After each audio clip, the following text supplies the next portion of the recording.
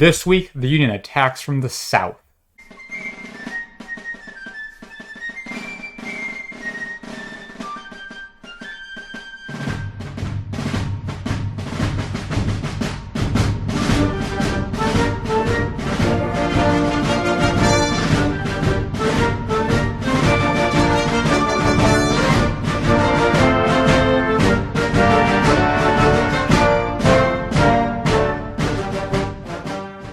First thing this week, a battle at Fort Jackson and Fort St. Philip at the base of the Mississippi River, Louisiana.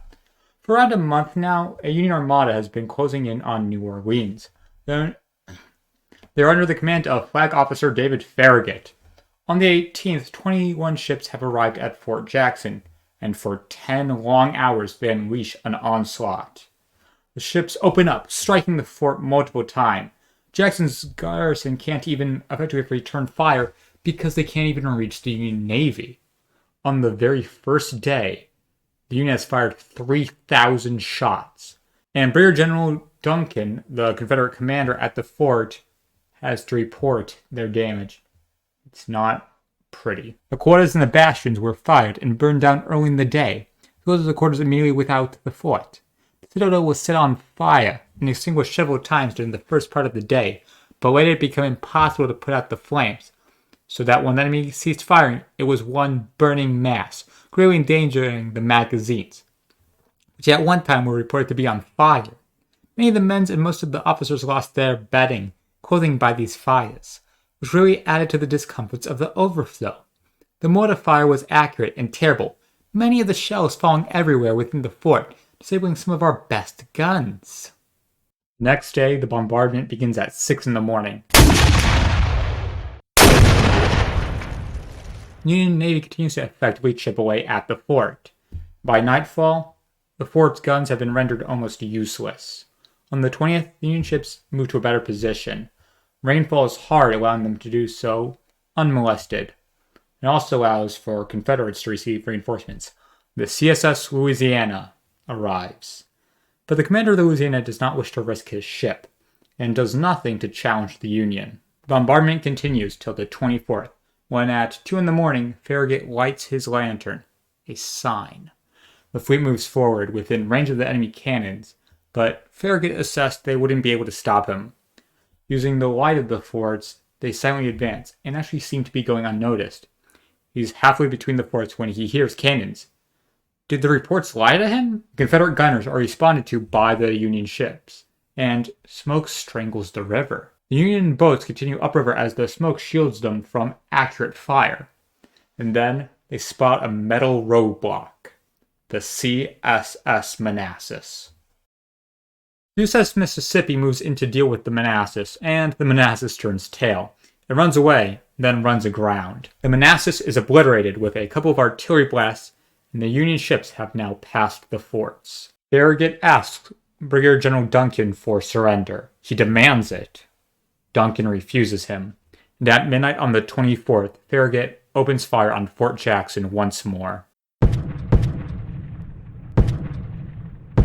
On the 19th, a continuation of Brigadier General Ambrose Burnside's North Carolina expedition. Burnside has given Brigadier General Reno 3,000 men in a mission, destroy a nearby canal to stop the Confederate Navy from moving forward and threatening their supply lines and transport. On the 18th, Reno and his men disembarked near Elizabeth City, and on the morning of the 19th, they advanced through Camden County. Opposing them is 1,000 men under Colonel Ambrose Wright. At the cost of 6 men dead, 19 wounded, and 3 captured, Wright has delayed Reno, and out of fear of a greater foe, Reno falls back. This so far is the only real setback Burnside has had, though without the destruction of the canal, the Confederate Navy can cause further headaches for him. On the 20th, President Lincoln receives word from Major General George B. McClellan. His Excellency, the President, my dear sir, I enclose a map of the vicinity to give you a good idea of positions. We are at work, building enclosures for 6 batteries, plus 10 13-inch mortars.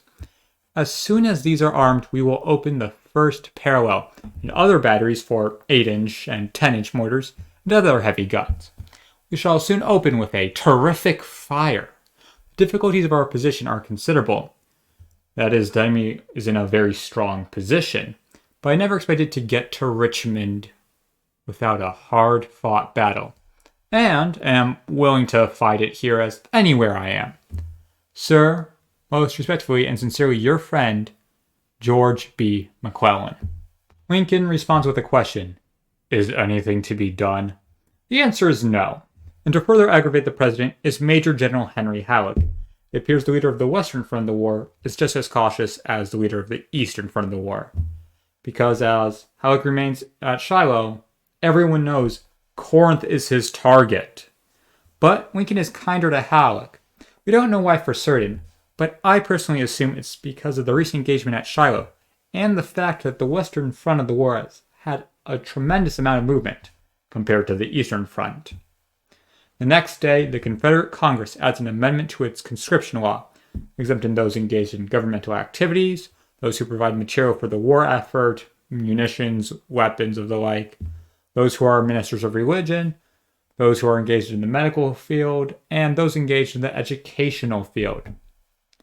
Now, there is talk of further exemptions, maybe for those who want to benefit a politician or two. The same day, the Confederate Congress also approves the Partisan Ranger Act, incorporating the regulars into the Army. It provides them protection like pay, rations, and other necessities.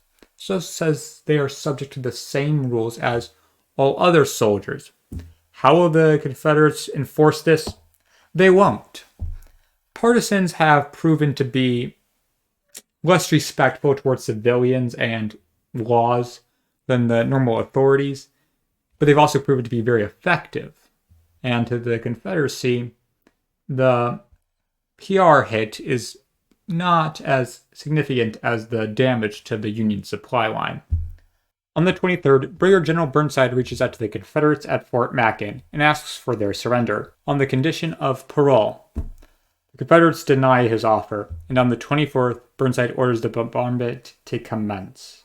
Then there is Sickles. Last week I asked, who would the Senate listen to? And this week the answer, to the people. Dan's father, George Sickles, has created a petition, and it appears everyone has signed it. The Tribune, a major newspaper, writes of the Senate's ignorance at Sickles' dismissal. Same with its rival, the Evening Post, which in the past has mocked Sickles, but no longer. Sickles just needs to get the Senate to listen to the petition. That's where the week ends, and it ends on the coast. Burnside in North Carolina and the Mississippi under siege. Unlike the wars fought in Missouri, Tennessee, or Virginia, these are wars of attrition, not wars of territory. The seceded states don't have the manufacturing power of the North. They rely on imports for their supply lines. The Union is tightening the blockade around the Confederacy, and for some, it's noose. Hello, it's the entire Civil War week by week team here. And yes, that is the weirdest catchphrase to have. You'll notice that this video is a little bit shorter than usual, and that's because tomorrow I will be having a live stream about what it's been like for the past year. I hope you check it out, and I hope you can forgive me for making this week a little bit shorter. Well, I didn't. It's still 7 days, but you get the idea.